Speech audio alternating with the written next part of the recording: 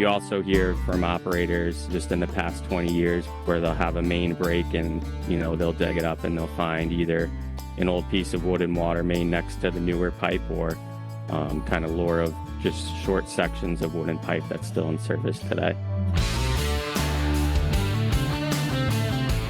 Welcome to the Fine Homebuilding Pro Talk Podcast, a regular discussion with building industry professionals.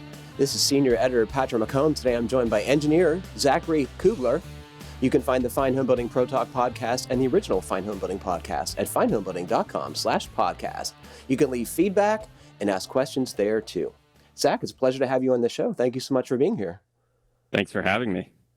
I was reminded today reading the intro to the show, I might have to change it because you're not really affiliated with the home building industry, somewhat related, but can you tell us what you do and how you came to do that work? Sure, absolutely. So I'm a civil engineer. I went to school for civil engineering. I focus in doing engineering for water utilities here in the state of Connecticut. Kind of interesting how I got into it. I was always hands-on growing up as a kid. Didn't really know what I wanted to do, but was pretty good at science and math in school. And one day I, was trying to look at schools. My mom came home from work and said, I think you should be a civil engineer. So I looked into it. It sounded good.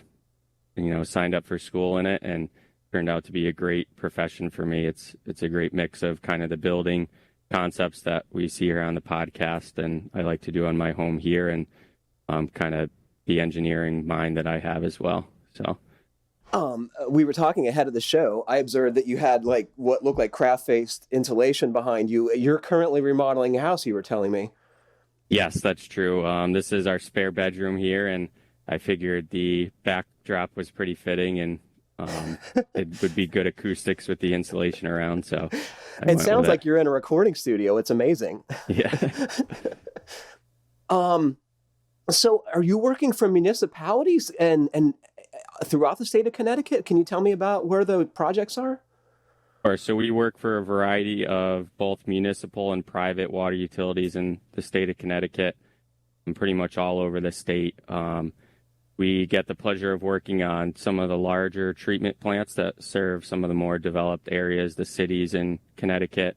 We also do quite a bit of work for smaller water systems that may only serve 10 or 20 homes. So it's a good difference between working on the bigger treatment plants that do millions of gallons a day to the smaller water systems that may only do a couple thousand gallons per day. Can I guess that you have several colleagues who do this work with you, or how big is the firm? Sure. So we have a company of 50 to 60 staff comprised of engineers, construction inspectors, draftsmen, as well as a construction division that actually gets to build some of the projects. So you guys do the infrastructure builds in with company employees, is that right? Yes, that's true. Oh, cool. And are they upgrades, new systems? What are you doing? Solving problems? I'm guessing all of the above. Yep. So a lot of them are upgrades to existing systems.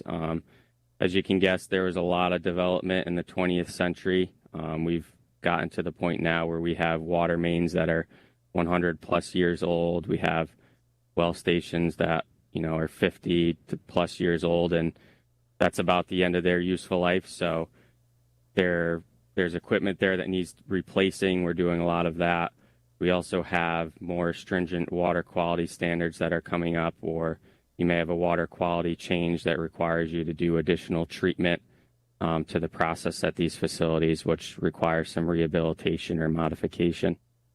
We'll talk a little bit later about what could be in water that might be a problem, but I understand that much of the country's water distribution system is very outdated and that much of the water is lost in its distribution. Is that true? Can you talk about that?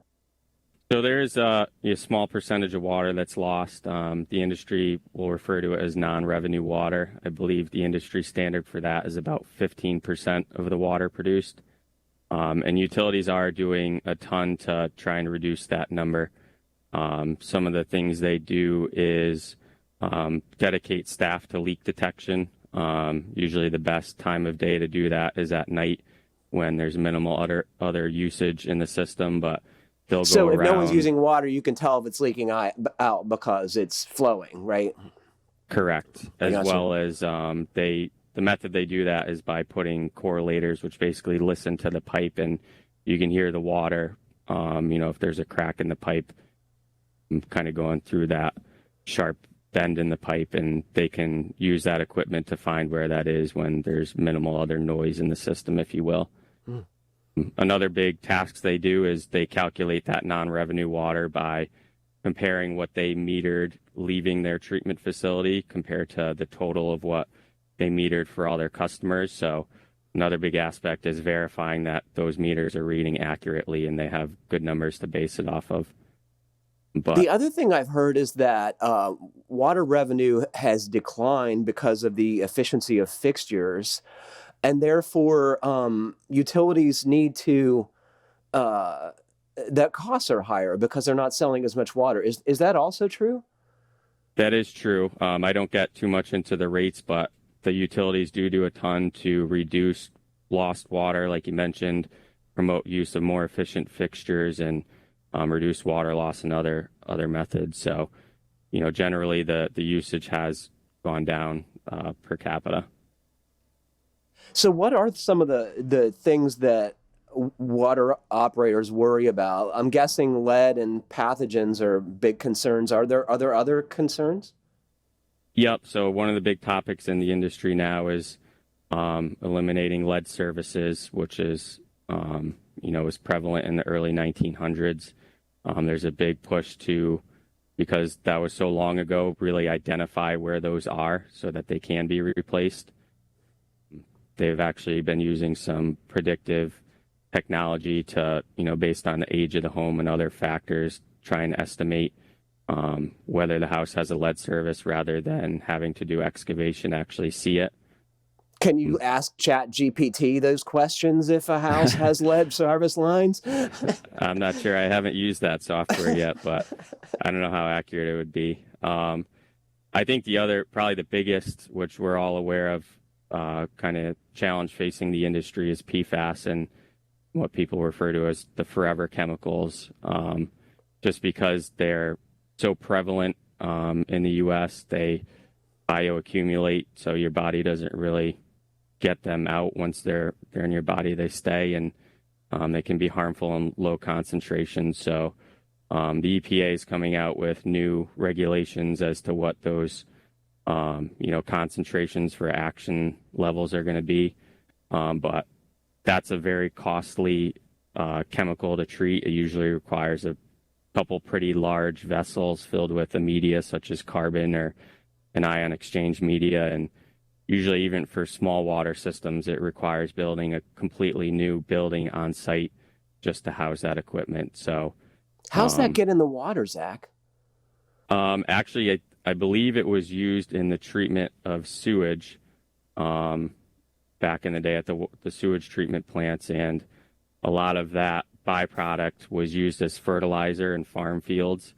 So it actually got spread a lot in rural areas on farm fields. And then, you think being out in the country, you have some of the best water, but in turn, you actually ended up with, some pollution there that needs to be treated. So.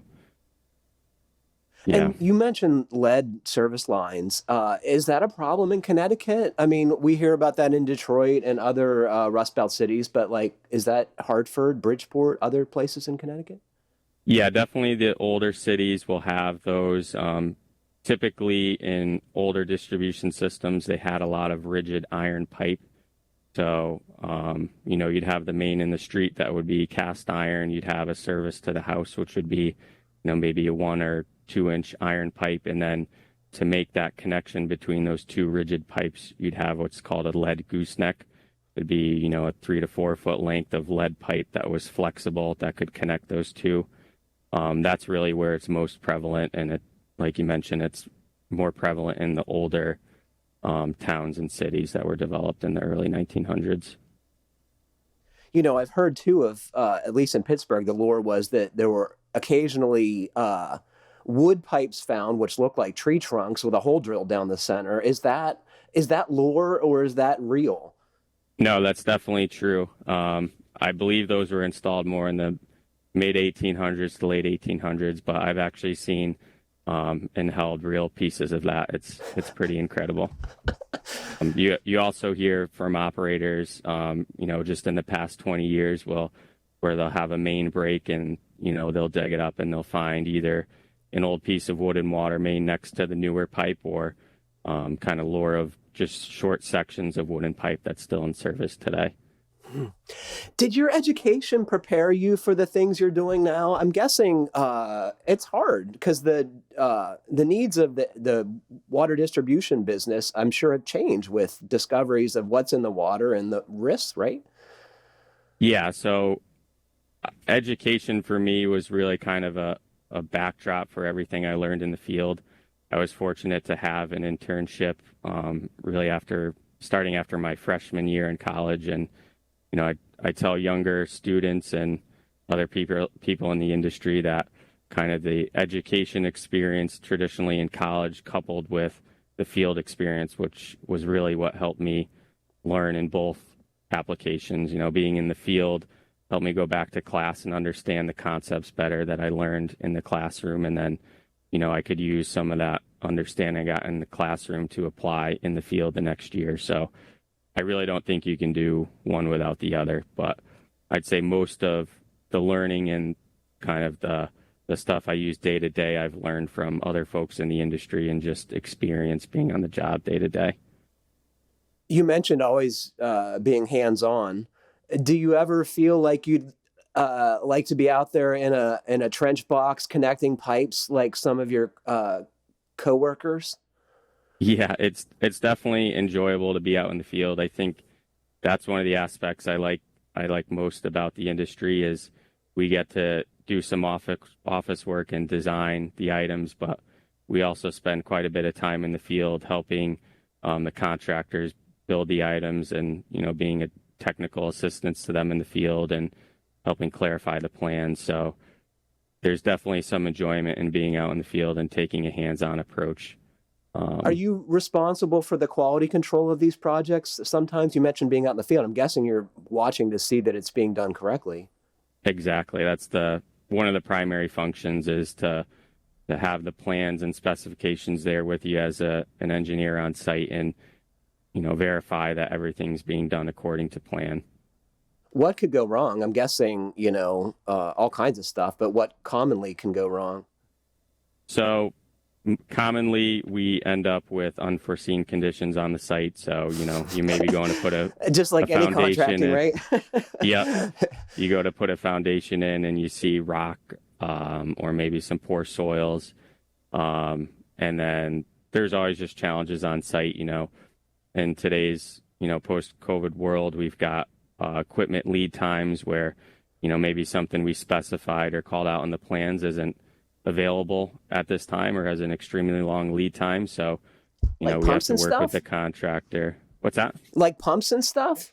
Exactly. Pumps are a huge item, electrical components, and then even piping and valves occasionally. So wow. Sometimes you need to modify your design in the field to make it work with what you have what you can get. Yep. Huh.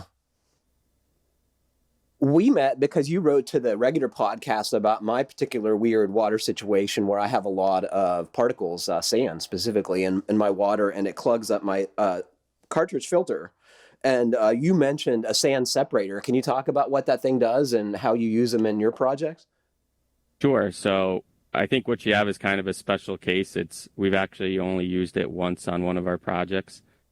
But it's what I recommended for you is a centrifugal action sand separator. And, what you have now is a filter cartridge, which, as you mentioned, gets clogged up from time to time and maybe a little more frequently than you would like. So the benefit of this centrifugal action sand separator is it's using the physics of, basically swirling the water in that vessel to sling out the larger particles that are in it and having them precipitate down to the bottom of the device. And then rather than needing to dispose a filter cartridge, you can just flush out that sediment out the bottom of it. Those are very good in applications where you have high volumes of sediment or very large particles that would prove more challenging for a filter. I would say, working on the small water systems that we've worked on that have wells similar to residential wells, we typically don't need to do any filtration. They're usually of good enough quality that that's not required. But usually what we are looking for in those small systems, the primary treatment we're looking to do is disinfection. That's usually done by feeding sodium hypochlorite, which is a liquid chlorine, into the water to get a measured and verified quantity of chlorine residual in the system, and that provides the disinfection. The other methods we're looking to disinfect or treat with are primarily pH adjustment. Obviously, the pH of the water affects how corrosive it can be to the distribution system materials like the lead we mentioned earlier.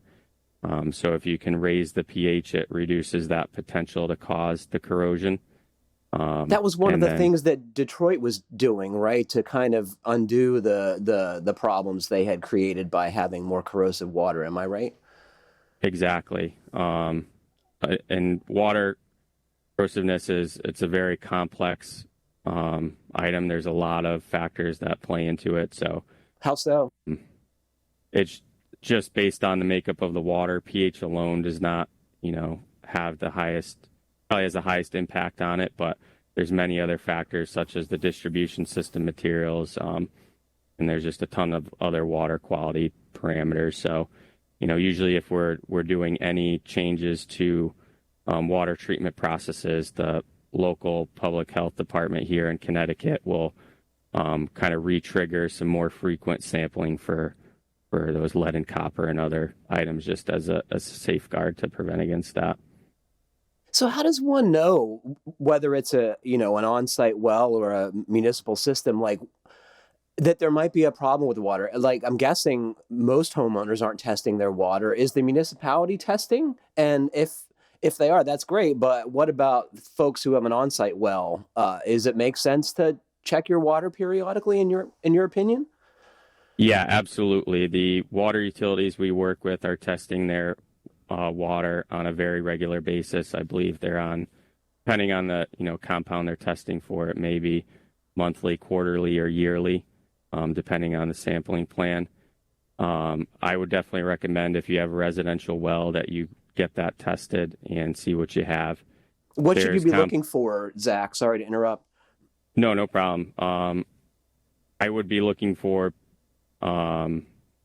really for the stuff that comes to mind that people may not recognize without having tested is radiologicals like radon or uranium.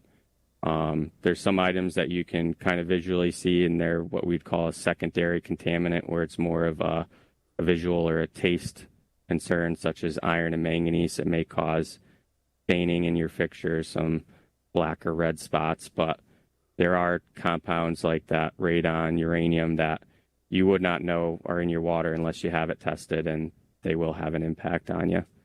And you get exposure to the radon like when you shower, right? And that could be a lung cancer risk. I think it's the second leading cause of lung cancer in the country. Exactly. Yep, you're exactly right. That's the primary concern of it.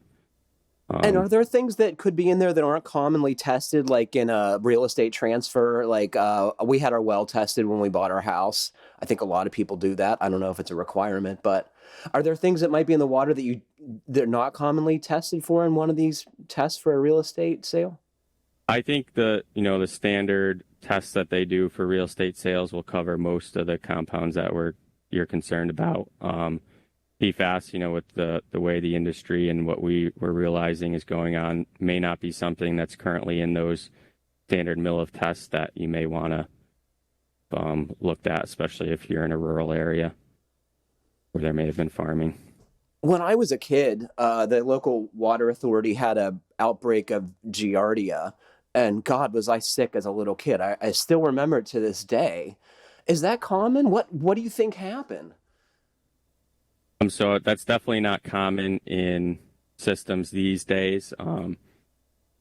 There is you can feed chlorine into a water system, but there's a lot of steps we take to make sure that the water is in contact with the chlorine for an enough amount of time to ensure that we have a high reliability, that all those bacteria or whatever else is in the water is disinfected. We typically have a basic chlorination that we'll utilize if there aren't any of those known concerns that, in addition to all the parameters that the municipalities and water utilities are testing for, they also test for bacteria in the raw water before it's treated. So if they're noticing high levels of, or really any levels of bacteria, they're detecting it in the raw water, they'll advance their chlorination to what we call four-log inactivation of viruses, which kind of gives you the really mathematical probability that you're removing 99.99% of pathogens, like you mentioned. So usually that results in maybe increasing the chlorine residual in the water or increasing the time, like I mentioned, that chlorine is in contact with the water to really make sure that everything's disinfected before it gets out to the customer. We talk about, or people talk about in medicine, resistance of bacteria, antibiotic resistance. Can the same thing happen with the pathogens that might be in the water with chlorine? I mean, can they develop a resistance to the killing of the chlorine molecules? No, it's a pretty scientific approach, and the chlorine really does a good job of it if you make sure it's in contact with the water for enough time and the right concentration. That's not a concern. One thing that was surprising to me that I've learned through my job is that engineers often don't have consensus on things. They have different ways of solving problems or seeing things as problems or not. Are there contentious issues that water systems engineers disagree about? Thankfully, the water industry is really great. I just attended a conference a couple weeks ago for the water industry in Connecticut, and at that conference, you'll see, representatives from really every water utility in the state, engineers, equipment vendors, service providers, and really the goal of them being there is to kind of meet, share their experiences. There's technical presentations, and it's really nice to see that everybody is there with the common goal of trying to better the water industry. So I think when you see maybe some differences in the industry, it's mostly a matter of preference. I think, everybody's achieving the water quality standards and goals, but they may have different ways of achieving that. They may have certain experiences with a certain type of pump or valve, and, they have reasons for wanting to do things the way they do, but it's mostly a matter of preference. We were talking a little bit earlier about the, piping systems. What is the preferred material now for municipal and small-scale water distribution? Sure. So the preferred material for water mains in the street is ductile iron. It's very similar to the cast iron that was installed about 100 years ago. And we see these by the side of the road. They look like black pipes. They seem to have one hub end and one kind of tapered end. Am I thinking of the right thing?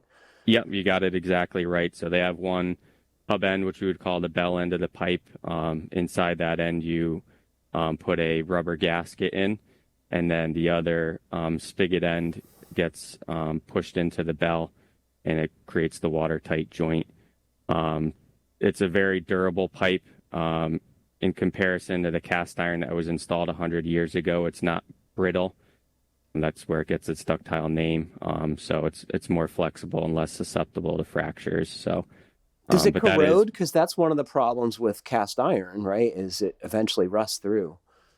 That is correct. So corrosion is a concern, especially in saltwater environments. It is provided with an internal cement lining, which prevents any corrosion from the interior. And then on the exterior, a lot of utilities these days are installing, it's called polyethylene encasement, but it's basically a thick mill polyethylene, kind of like a vapor barrier, poly sheeting that goes around the pipe. And that really just prevents the soil from being in contact with the pipe and causing that corrosion. But, a good installation of ductile iron pipe should last 100 years plus. It's pretty durable, tried and true material.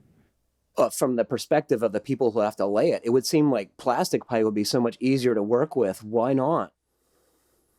So the benefit of ductile iron in comparison to plastic is that push-on joint method. They come in shorter 20-foot lengths, and you can install them, push on a joint, and backfill it immediately.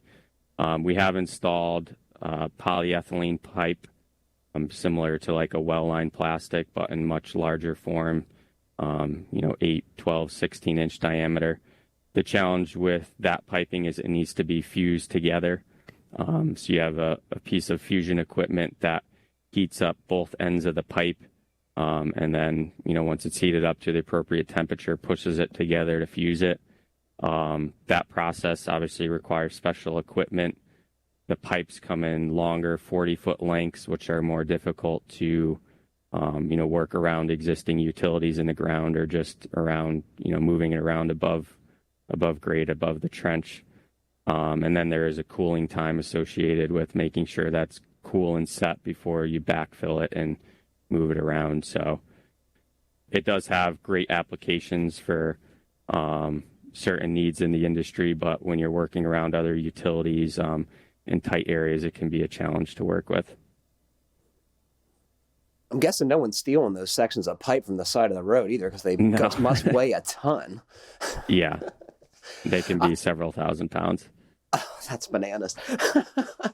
I'm so interested in your work. I want to come with you to your one of your supervision days and watch what goes on at one of these projects. I think that would be fascinating. Like, do you have to worry about pitch? I mean, it's all pressurized, so I'm guessing you wouldn't, but I mean, you can only push water so far, right? Yeah, so the piping itself, we don't have to worry about grade too much. We do, if you do have high points in the main, you'd have to worry about air pockets developing there. So we just keep an eye on that. And if we do have a high point, we'll install an air vent, which is usually just, a 2-inch stub of piping off the top of the pipe to bleed off that air.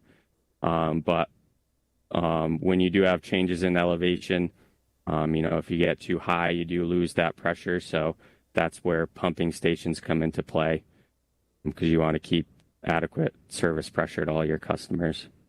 I gotta guess those pumps are awesome. Like they must be multiple horsepower, right? They're probably huge.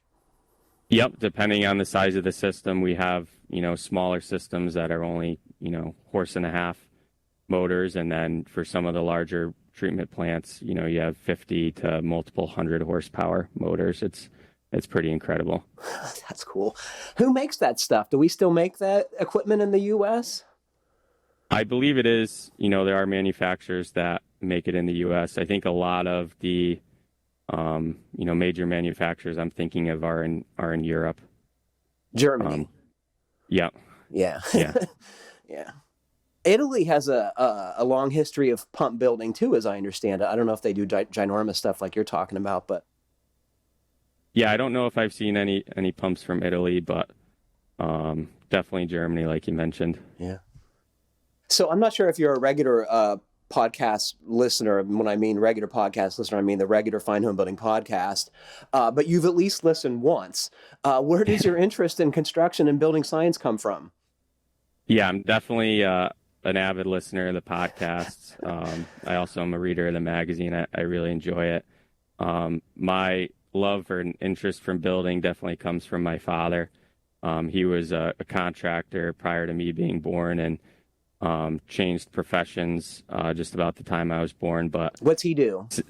He is a property manager now, so he still kind of uses those same skills. But he is always working on our house, especially when we were growing up. And from a young age, 3, 4, 5 years old, I was following him around kind of while he worked. And he tells me stories from when I was 4 or 5 years old, when he was trying to do drywall taping in their bedroom, and he kept trying to figure out why he had all these drywall screws that he thought he had already taped, but there were these new screws popping up, and turns out I was following him around putting extra screws in the walls. So that's fantastic. I've enjoyed working with him over the years, learning from him, and now 5 years ago I was able to buy a house, and we get to work together on the house here doing remodeling projects. That's awesome. That is so cool.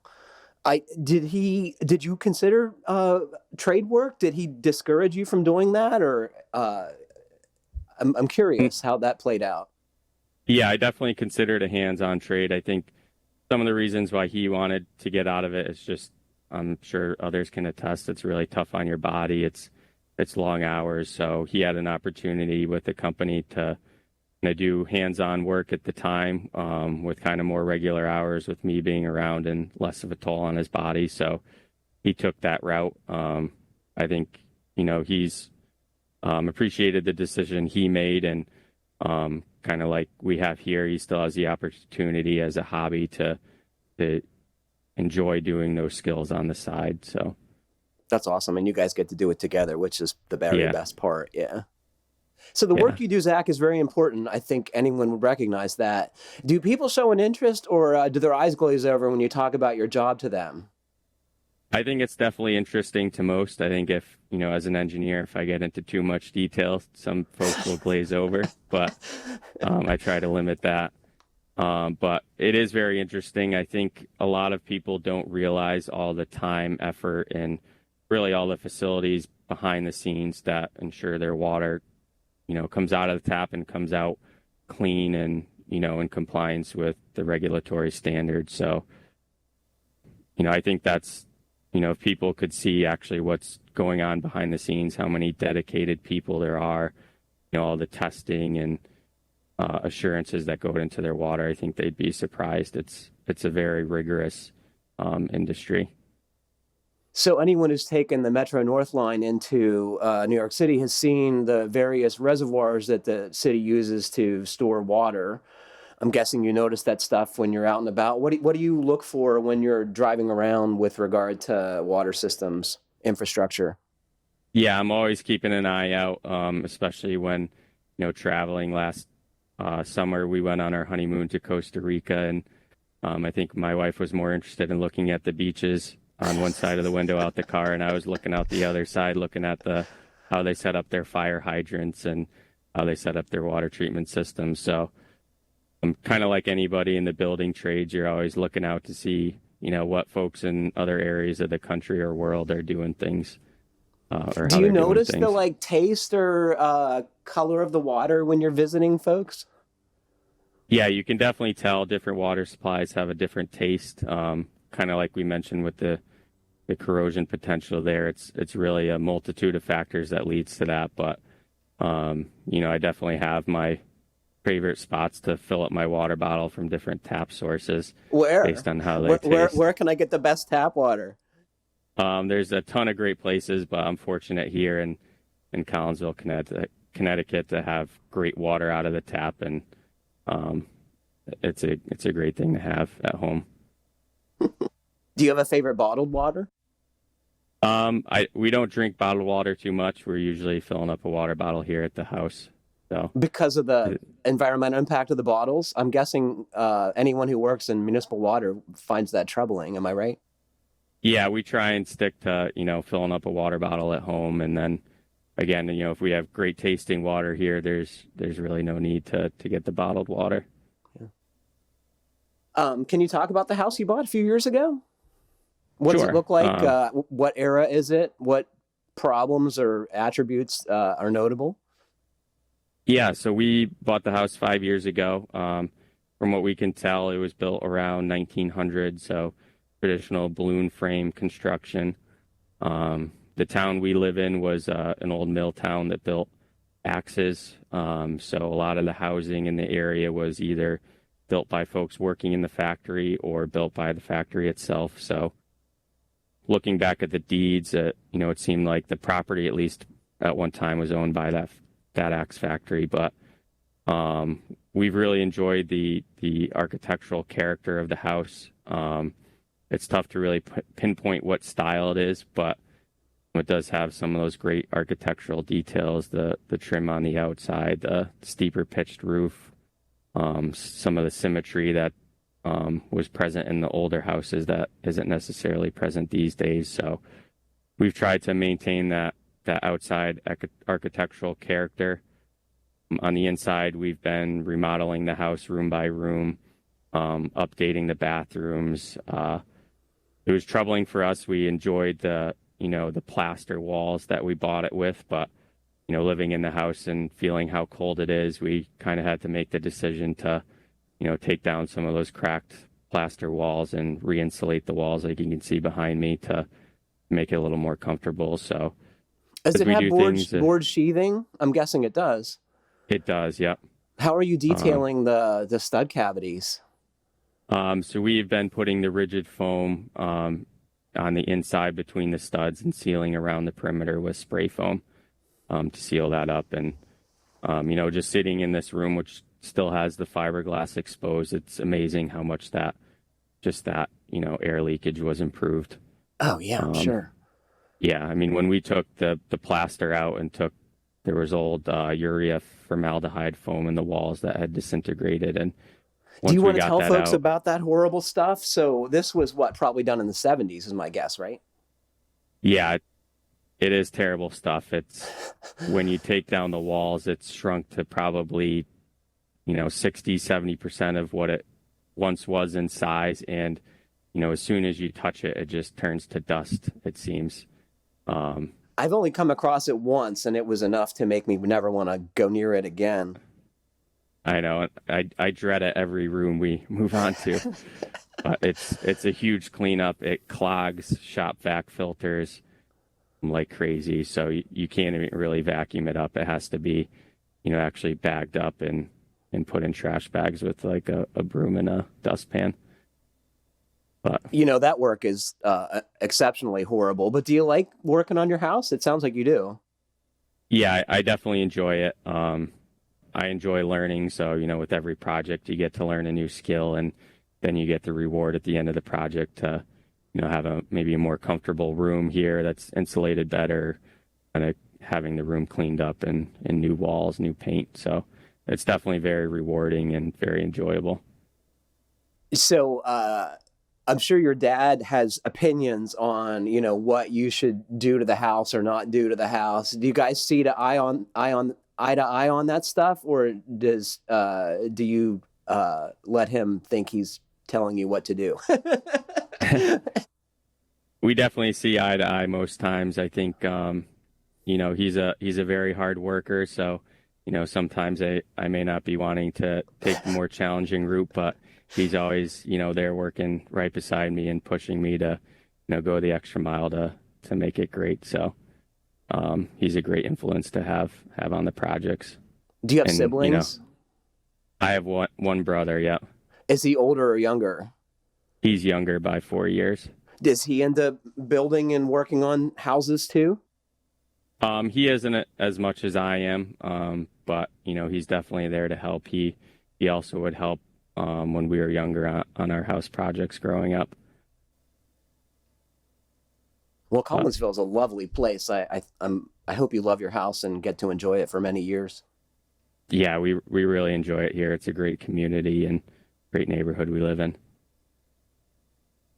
It's been a pleasure talking to you, Zach, and I'm so grateful for your time. Is there anything you'd like to ask or tell our audience before we go? Yeah, the only thing I think I can mention is, if you have an interest in hands-on or like an engineering trade, the water industry is a great industry to be a part of. Like I mentioned earlier, it's very team-oriented. Everybody loves to help each other and work towards the common goal. So if you haven't, even the slightest interest in that, I'd recommend reaching out to your local water utility or local section of the American Waterworks Association to see if there's opportunities that may fit you. Where are the good academic programs for the work you do? So I went to UConn. Most of the state schools here have civil engineering programs, and I think most state schools across the U.S. Are there tracks dedicated to water systems, or is it just you learn that on the job later? There are tracks dedicated. So the three kind of major disciplines within civil engineering are transportation, structural, and then water resources. Kind of that water resources also kind of is on the fine line of environmental engineering as well. So if you're interested in that, I definitely look at a school that has both civil and environmental engineering. I myself, I have a civil engineering major with an environmental engineering minor. So When you're at school, you kind of have the leeway with your kind of elective credits to tailor your coursework towards that environmental and water resources track. Well, man, it's been great talking to you. I really appreciate your time and your willingness to talk to me about what you do. It's fascinating. Thank you for having me. It's been a pleasure. Unfortunately, that's all the time we have for today. Thanks to Zachary Kuegler for joining us, and thanks to all of you for listening. Please remember to send us your comments, questions, and suggestions to fhbpodcast@taunton.com. And please like, comment, or review us however you're listening. It helps other folks on your podcast. Stay safe, everybody. Keep crafts alive. Appreciate your water. Thanks a million, Zach.